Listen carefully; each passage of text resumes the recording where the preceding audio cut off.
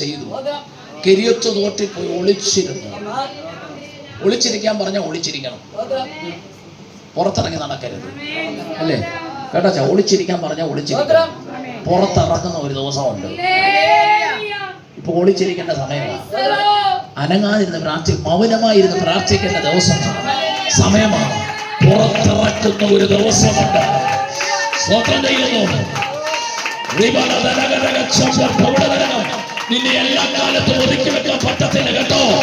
Hallelujah. നന്ദിയോടെ ദൈവത്തെ സ്തുതിക്കുന്നു. ഹല്ലേലൂയ. യഹോവ പറഞ്ഞതനുസരിച്ച് ഒളിച്ചിരുന്നു.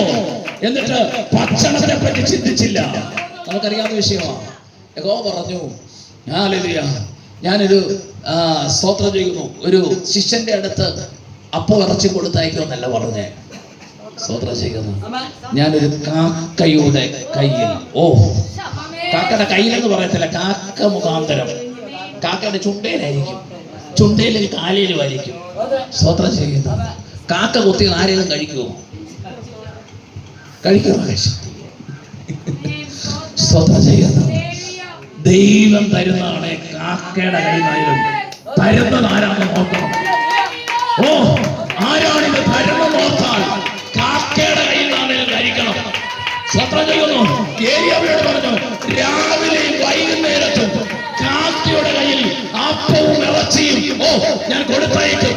സ്വത്രം ചെയ്യുന്നു.